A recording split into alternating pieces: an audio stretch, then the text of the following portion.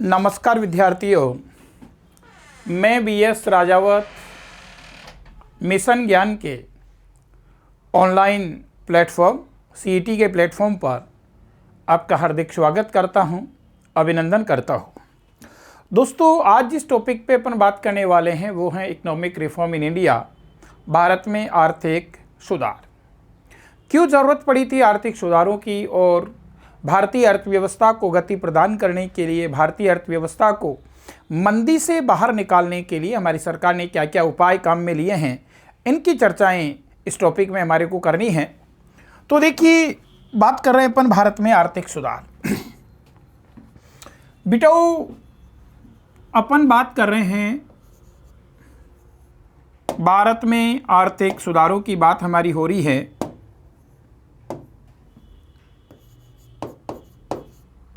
भारत में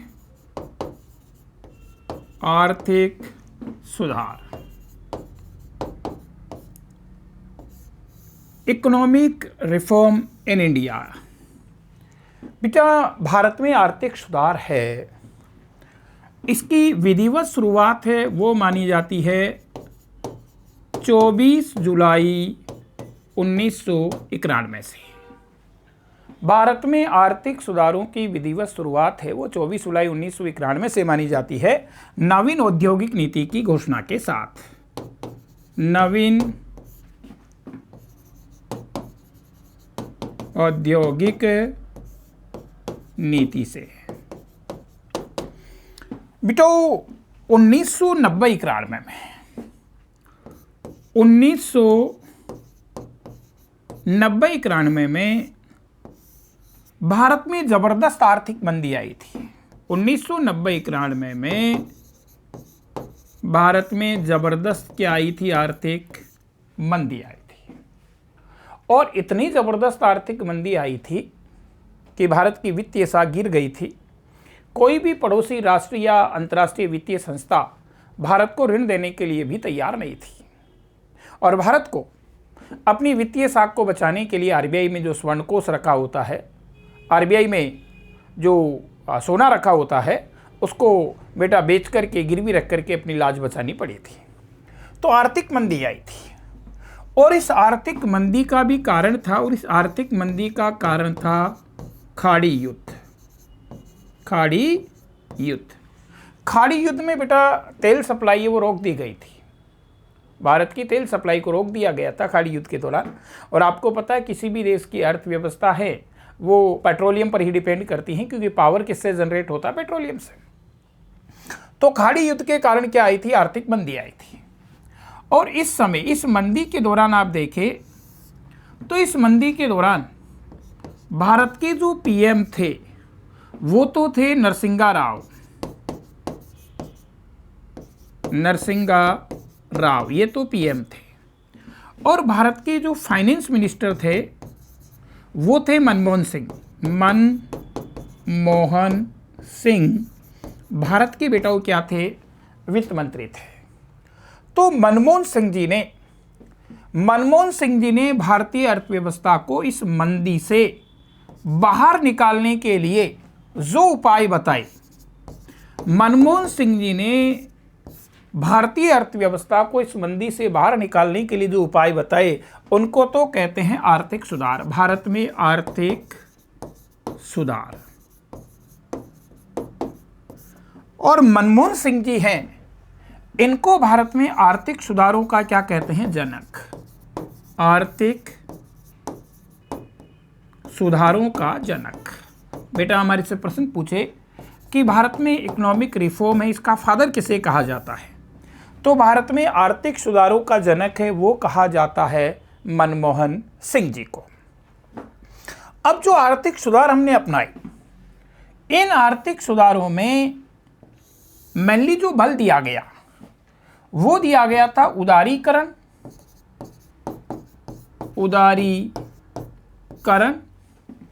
निजीकरण और वैश्वीकरण।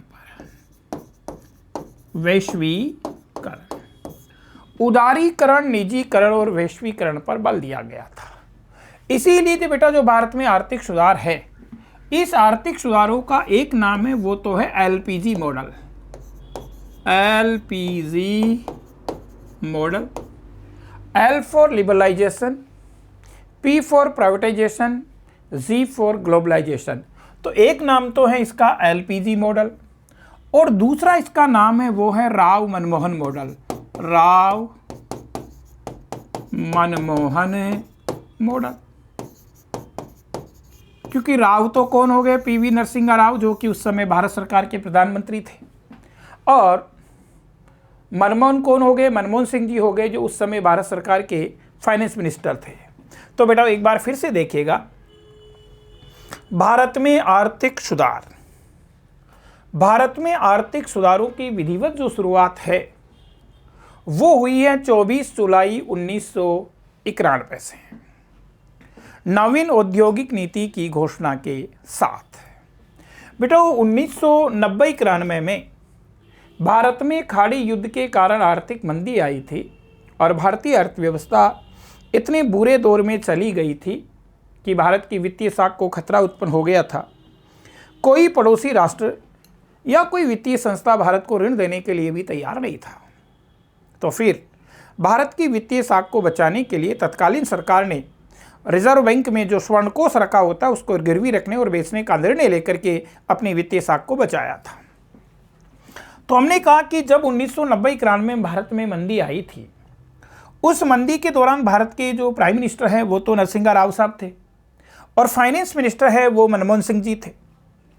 तो मनमोहन सिंह जी ने भारतीय अर्थव्यवस्था को इस मंदी से बाहर निकालने के जो उपाय बताए उनको तो भारत में कहते हैं आर्थिक सुधार। मनमोहन सिंह जी को भारत में आर्थिक सुधारों का क्या कहते हैं, जनक। आर्थिक सुधारों की नीति के अंतर्गत बल दिया था उदारीकरण, निजीकरण और वैश्वीकरण पर। इसीलिए मेरे बच्चों जो आर्थिक सुधार है इसका नाम, एक नाम तो है LPG model. L for liberalisation जिसको उदारीकरण कहते हैं, पी फॉर प्राइवेटाइजेशन जिसको निजीकरण कहते हैं, जी फॉर ग्लोबलाइजेशन जिसको वैश्वीकरण कहते हैं। तो इसको आप एलपीजी मॉडल भी कह सकते हैं। और इसी का दूसरा नाम है राव मनमोहन मॉडल। राव मनमोहन मॉडल क्यों कहते हैं, क्योंकि आर्थिक सुधारों के दौरान प्रधानमंत्री कौन थे, पीवी नरसिम्हा राव, और वित्त मंत्री कौन थे, मनमोहन सिंह जी। इसलिए इसको संयुक्त रूप से राव मनमोहन मॉडल है वो भी कहा जाता है। फिर दोस्तों ध्यान देना, अपन बात करें तो भारत में आर्थिक सुधार है। इन आर्थिक सुधारों की अगर आवश्यकता में देखूं, आवश्यकता की बात करूं, आवश्यकता, तो भारत में आर्थिक सुधारों की आवश्यकता है। ये 1980 के दशक में महसूस की जाने लगी थी। 1980 के दशक में महसूस की जाने लगी थी। भारत में आर्थिक सुधारों की आवश्यकता वो 1980 के दशक में महसूस की जाने लग गई थी कि भारत में आर्थिक सुधार किए जाने चाहिए। 1985 से मध्यम पैमाने पर सुधार है, ये शुरू कर दिए गए थे। और 1991 या 24 जुलाई 1991 से बेटा जी विधिवत रूप से आर्थिक सुधारों की शुरुआत है वो भारत में कर दी गई थी। 1991 से विधिवत शुरुआत कर दी गई, विधिवत सुधार प्रारंभ हुए 24 जुलाई 1991 में नवीन औद्योगिक नीति की घोषणा के साथ। तो देखिएगा भारत में आर्थिक सुधारों की आवश्यकता आप देखें तो भारत में आर्थिक सुधारों की आवश्यकता हमने 1980 के दशक में महसूस कर ली थी कि भारत में आर्थिक सुधार किए जाने चाहिए। 1985 से भारत में मध्यम पैमाने पर आर्थिक सुधार है वो प्रारंभ कर दिए गए थे और 24 जुलाई 1991 में नवीन औद्योगिक नीति की घोषणा के साथ भारत में आर्थिक सुधारों की विधिवत शुरुआत कर दी गई है। अब बेटा ये ध्यान रखें, आर्थिक सुधारों की बात अपन करें कि आर्थिक सुधार क्यों ज़रूरत हमने महसूस की, तो देखिएगा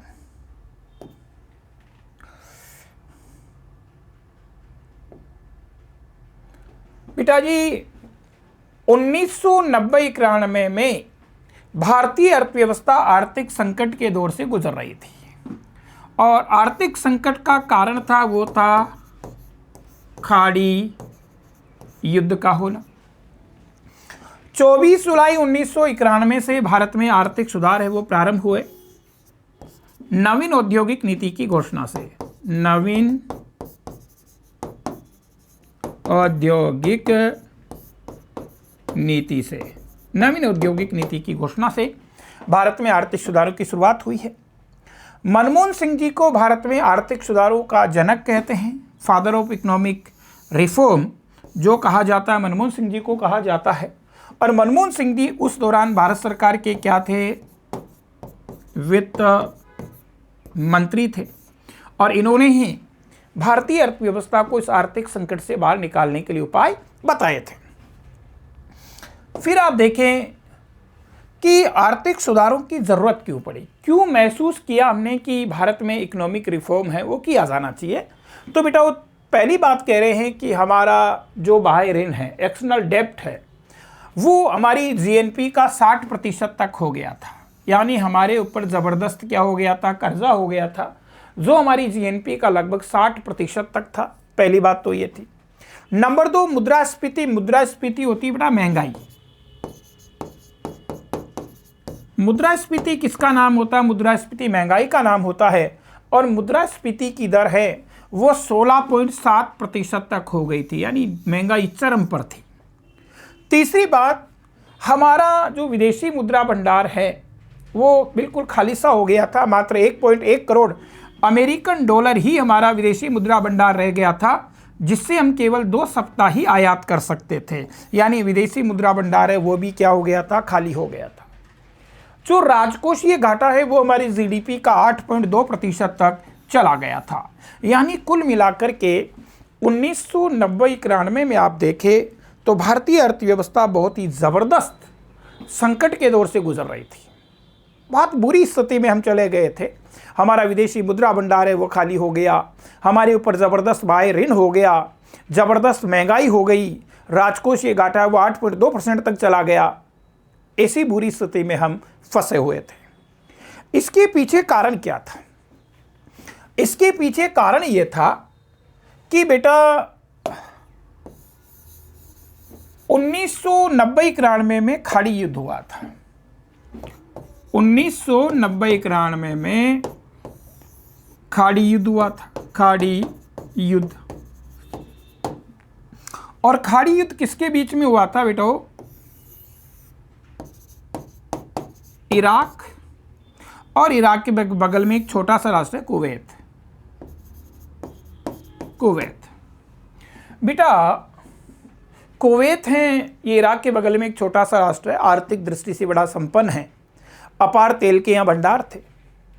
तो 1990 में इराक का जो शासक था वो था सद्दाम हुसैन। 1990-91 की बात है। 1990-91 में इराक के जो शासक थे वो थे सद्दाम हुसैन। सद्दाम हुसैन, और सद्दाम हुसैन है वो सैनिक शासक थे, तानाशाह शासक थे। तो बेटा सद्दाम हुसैन इनकी नीयत बिगड़ गई और इन्होंने क्या किया, इन्होंने बेटा कुवैत के ऊपर 2 अगस्त 1990 को कुवैत पर अटैक कर दिया। आज तक के इतिहास का सबसे अल्प अवधि का युद्ध रहा है। मात्र 3 घंटे में अंतर्राष्ट्रीय नक्शे से कुवैत का नाम हटा दिया गया, कुवैत को इराक में मिला लिया गया और इसको इराक का 19वां प्रांत घोषित कर दिया। यानी अब कुवैत अस्तित्व में नहीं रहा, क्योंकि कुवैत को किस में मिला लिया गया था? इराक में मिला लिया गया था और इसका 19वां प्रांत है वो घोषित कर दिया गया था। बेटो 1990-91 में हमारे भारत को सबसे ज़्यादा जो कच्चा तेल मिलता था वो कुवैत से मिलता था।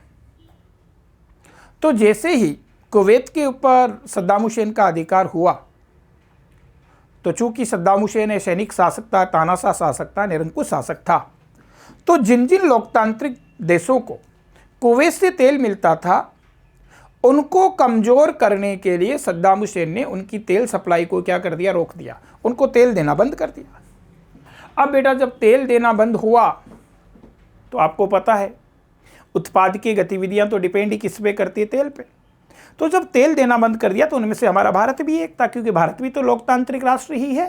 तो भारत को भी तेल देना क्या कर दिया? बंद कर दिया। जब हमारी तेल सप्लाई रुकी तो हमारी जो उत्पादन की प्रक्रिया वो शिथिल हो गई। अब देखिए, जैसे ही तेल सप्लाई रोकी तो हमारे यहां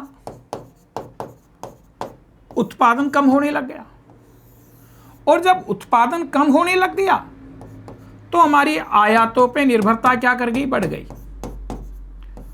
उत्पादन कम हुआ, इसलिए क्या बढ़ी? कीमतें बढ़ी, महंगाई बढ़ी। उत्पादन कम हुआ, इसलिए हमारी आयातों पे निर्भरता बढ़ी, और आयातों पे निर्भरता बढ़ी तो पहले तो हमारा खजाना क्या हुआ? खजाना खाली हुआ। खजाना खाली होने के बाद में हमारे ऊपर विदेशी क्या हो गया? ऋण भार हो गया। और इतना ऋण भार हो गया कि हमारी आर्थिक स्थिति इतनी बुरी हो गई कि कोई भी पड़ोसी राष्ट्र या अंतर्राष्ट्रीय वित्तीय संस्था हमारे को कर्जा देने के लिए भी तैयार नहीं, कि अगर दे दिया तो चुकाएगा कहां से। इतनी बुरी स्थिति में हम चले गए थे। तो देखिए, आर्थिक सुधारों की जरूरत क्यों थी? तो आर्थिक सुधारों की जरूरत का कारण आपने देखा है कि आर्थिक सुधारों की जरूरत का पहला कारण है कि एक तो बाह्य ऋण है, वो हमारी जीएनपी का 60% तक हो गया था। विदेशी कर्जा है वो हमारी जीएनपी का, सकल राष्ट्रीय उत्पाद का 60% तक हमारे ऊपर कर्जा हो गया था। दूसरी बात, मुद्रास्फीति महंगाई की दर है वो 16.7% तक हो गई थी। तीसरी चीज, हमारा विदेशी विनिमय कोष है, विदेशी मुद्रा भंडार है, वो मात्र 1.1 करोड़ अमेरिकन डॉलर ही रह गया था, जो केवल 2 सप्ताह के आयातों का ही स्टॉक था। यानी विदेशी मुद्रा भंडार भी बिल्कुल क्या हो गया? खाली हो गया। और हमारा राजकोषीय घाटा है वो जो जीडीपी का 8.2% तक चला गया था। तो इतनी बुरी स्थिति में हम थे, इसलिए भारत में आर्थिक सुधारों को विधिवत रूप से लागू करना हमारी ज़रूरत हो गई थी। और उस समय प्रधानमंत्री पीवी नरसिम्हा राव थे, वित्त मंत्री डॉक्टर मनमोहन सिंह जी थे। तो मनमोहन सिंह जी हैं, इन्होंने भारत की इस अर्थव्यवस्था को इस संकट से बाहर निकालने के लिए जो उपाय बताए, उनको ही बेटा जी भारत में क्या कहा जाता है? उनको ही भारत में कहा जाता है आर्थिक सुधार। उनको भारत में आर्थिक सुधार कहा जाता है। अब देखिए, क्या सुधार मेनली हमने किया? सुधारों के जो क्रम बताऊंगा उससे पहले एक चीज आप समझ लें। देखो, स्वतंत्रता के समय हमने भारतीय अर्थव्यवस्था की जो प्रवृत्ति थी वो अनुदारवादी प्रवृत्ति को अपनाया था। अनुदारवादी प्रवृत्ति को हमने अपनाया था। अनुदार का मतलब होता है टाइट। अनुदार का मतलब होता है विदेशों के साथ में अपने नियमों को कठोर रखना, यानी विदेशों से अपने आप को दूर रखना, विदेशी व्यापार से अपने आप को दूर रखना, विदेशों से अपने आप को रिजर्व रखना, ये अनुदारवादी प्रवृत्ति कहलाती है। इसके पीछे कारण है दोस्तों, आपको पता है अंग्रेज भारत में क्या करने आए थे? अंग्रेज भारत में व्यापार करने आए थे, और व्यापार के बहाने उन्होंने भारत पे अपना अधिकार किया, जबरदस्त शोषण किया। लंबे संघर्ष के बाद हम 1947 में आजाद हुए थे। इसलिए हम डरे हुए थे कि कोई महाशक्ति फिर से व्यापार के बहाने हमारे ऊपर अधिकार ना कर ले। हम डरे हुए थे कि फिर से कोई महाशक्ति व्यापार के बहाने भारत पर अपना अधिकार ना कर ले। इसलिए बेटा हमने अपने आप को बिल्कुल रिजर्व जोन में रखा था। हम दूसरे राष्ट्रों के साथ संपर्क स्थापित करने से डर रहे थे। हम दूसरे राष्ट्रों के साथ आर्थिक संबंधों की स्थापना करने से डर रहे थे। इसलिए हमने हमारे व्यापार के जो नियम है उनको सख्त रखा था, व्यापार के नियम उनको कड़े रखा था। यानी हमने कौन सी प्रवृत्ति को अपनाया था? स्वतंत्रता के समय भारतीय अर्थव्यवस्था की अनुदारवादी प्रवृत्ति को अपनाया गया था। अनुदारवादी प्रवृत्ति का मतलब है हमारे व्यापार के नियम है वो सख्त थे, व्यापार के नियम है वो जटिल थे, व्यापार के नियम है वो कठोर थे। हम दूसरे राष्ट्रों के साथ व्यापारिक संबंध स्थापित करने से अपने आप को बचा रहे थे, यानी अपने आप को रिजर्व रख रहे थे। अब क्या हुआ, 1991 तक आते आते हम भी जवा हो गए, क्योंकि देखिए 1947 में तो हमारा जन्म हुआ, हम बच्चे थे। इसलिए दूसरों के साथ व्यापारिक संबंध स्थापित करने से, दूसरों से प्रतियोगिता करने से हम डर रहे थे, क्योंकि पैदा ही हुए थे, हमारे पास भी इतनी ताकत ही नहीं थी। पर 1991 तक हम भी जवा हो गए और हमने ये आवश्यकता महसूस की कि यदि भारतीय अर्थव्यवस्था को गति प्रदान करनी है तो दूसरे राष्ट्रों के साथ हमारे को ताल से ताल मिलाना पड़ेगा, यानी दूसरे राष्ट्रों के साथ हमारे को प्रतियोगिता करनी पड़ेगी। और 1991 के बाद जब हमने आर्थिक सुधारों को अपनाया तो उसके बाद हमने भारतीय अर्थव्यवस्था के उदारवादी स्वरूप को अपनाया है। ये उदारवादी स्वरूप होता है, उदारवाद का मतलब है व्यापार की शर्तों को सरल कर लेना, व्यापार पर लगे हुए प्रतिबंधों को कम कर लेना, नियमों की कठोरता को कम कर देना, ये उदारवाद कहलाता है। यानी हमने भारतीय अर्थव्यवस्था को दूसरे राष्ट्रों के लिए क्या कर दिया, खोल दिया कि आप हमारे आइए और हम आपके आएंगे। ये जो प्रवृत्ति है वो कौन सी कहलाती है, उदारवादी प्रवृत्ति कहलाती है। तो बेटा ध्यान रखना, 1991 से पहले भारतीय अर्थव्यवस्था है वो अनुदारवादी प्रवृत्ति की थी और 1991 के बाद भारतीय अर्थव्यवस्था है वो उदारवादी प्रवृत्ति की हुई है। यानी हमने व्यापार की शर्तों को सरल किया है, व्यापार पर लगे हुए मात्रात्मक प्रतिबंधों को हमने क्या कर लिया है, कम कर लिया है। यही बेटा आर्थिक सुधारों का एक सबसे बड़ा भारत में कदम है। तो पहले हमारी जो इकोनॉमी की प्रवृत्ति थी वो अनुदारवादी थी और अब कैसी है, उदारवादी है। अनुदारवादी क्यों थी उसका कारण आप समझ चुके हैं, क्योंकि बड़े संघर्ष के बाद हम आज़ाद हुए थे और हम डरे हुए थे कि फिर से कोई महाशक्ति व्यापार के बहाने हमारे ऊपर अधिकार ना कर ले। तो बेटा इसलिए हमने अपने आप को बिल्कुल रिजर्व जोन में रखा, यानी हमने हमारी व्यापार की शर्तों को सरल रखा। जो व्यापार के ऊपर विभिन्न प्रकार के प्रतिबंध लगा करके हमने रखे ताकि हम दूसरे राष्ट्रों के साथ व्यापारिक संबंध स्थापित करने से अपने आप को बचा सकें। पर बाद में 1991 तक आते आते हमने ये महसूस किया कि यदि अर्थव्यवस्था को गति प्रदान करनी है तो अन्य राष्ट्रों की अर्थव्यवस्था से हमारे को प्रतियोगिता करनी होगी, उनके साथ ताल से ताल मिलाना होगा, कदम से कदम मिलाना होगा। इसलिए हमने हमारी अर्थव्यवस्था को धीरे धीरे खोलना शुरू कर दिया, हमने व्यापार पर लगे हुए प्रतिबंधों को कम करना शुरू कर दिया, हमने हमारे जो व्यापारिक नियम हैं उनको सरल बनाना शुरू कर दिया। इस प्रवृत्ति को जो कहा जाता है वो कहा जाता है बेटा उदारवादी प्रवृत्ति। तो देखिएगा एक बार फिर से अपन ये जो पढ़ा है अभी आर्थिक सुधारों की आवश्यकता, इस चीज़ को बहुत ही देख लेते हैं एक बार। तो देखिए बेटा बात कर रहे हैं पर भारत में आर्थिक सुधारों के। भारत में आर्थिक सुधारों की शुरुआत, डेट ध्यान रखना, कॉमर्स व्याख्याता में पूछी हुई है। भारत में आर्थिक सुधारों की शुरुआत है वो हुई है 24 जुलाई 1991 से। भारत में आर्थिक सुधारों की शुरुआत पूछे तो 24 जुलाई 1991 से भारत में आर्थिक सुधारों की शुरुआत हुई है। किसके साथ, नवीन औद्योगिक नीति की घोषणा के साथ, क्योंकि भारत सरकार की वर्तमान या नवीनतम औद्योगिक नीति है जो 24 जुलाई 1991 को घोषित की गई है। फिर आप देखें कि 1990-91 में भारत में क्या हुई थी, आर्थिक मंदी आई हुई थी और इस आर्थिक मंदी का कारण है और वो कारण था खाड़ी युद्ध। खाड़ी युद्ध के कारण मंदी आई थी और खाड़ी युद्ध मैंने बता दिया है। खाड़ी युद्ध बेटा इराक और कुवैत के बीच में हुआ था और जब कुवैत के ऊपर इराक का अधिकार हो गया था तो इराक ने लोकतांत्रिक राष्ट्रों को, ऐसे लोकतांत्रिक राष्ट्र जिनको कुवैत से तेल सप्लाई हो रही थी, उनको कमज़ोर करने के लिए उनकी तेल सप्लाई को बाधित कर दिया था, तेल सप्लाई को रोक दिया था। और जब तेल सप्लाई रुकी तो हमारे उत्पादन की प्रक्रिया वो शिथिल हो गई। उत्पादन की प्रक्रिया शिथिल हुई यानी उत्पादन कम होने लग गया, उत्पादन की प्रक्रिया शिथिल हुई इसलिए महंगाई आई। उत्पादन कम होने लगा इसलिए हमारी आयातों पर निर्भरता बढ़ी, आयातों पर निर्भरता बढ़ी इसलिए हमारा खजाना खाली हुआ, खजाना खाली हुआ उसके बाद में हमारे ऊपर ऋण भार हो गया। तो ध्यान रखना खाड़ी युद्ध के कारण ऐसा हुआ था। और जब भारत में आर्थिक मंदी आई थी तो भारत सरकार के प्रधानमंत्री हैं वो तो पीवी नरसिम्हा राव थे और वित्त मंत्री हैं ये कौन थे, डॉक्टर मनमोहन सिंह हैं। तो मनमोहन सिंह जी ने भारतीय अर्थव्यवस्था को इस मंदी से बाहर निकालने के लिए जो उपाय बताए उनको भारत में कहते हैं आर्थिक सुधार। मनमोहन सिंह जी को भारत में आर्थिक सुधारों का क्या कहते हैं, जनक। आर्थिक सुधारों में खास करके जो बल दिया गया था उदारीकरण, निजीकरण और वैश्वीकरण पे बल दिया गया था, इसीलिए आर्थिक सुधारों का नाम है वो एलपीजी मॉडल है, लिबरलाइजेशन, प्राइवेटाइजेशन और ग्लोबलाइजेशन। और इसीलिए इसका दूसरा नाम है राव मनमोहन मॉडल है। राव कौन हो गए, पीवी नरसिम्हा राव और मनमोहन कौन हो गए? मनमोहन सिंह जी हो गए। फिर देखिए 1990-91 में भारत आर्थिक संकट के दौर से गुजर रहा था। खाड़ी युद्ध के कारण में बता चुका हूं।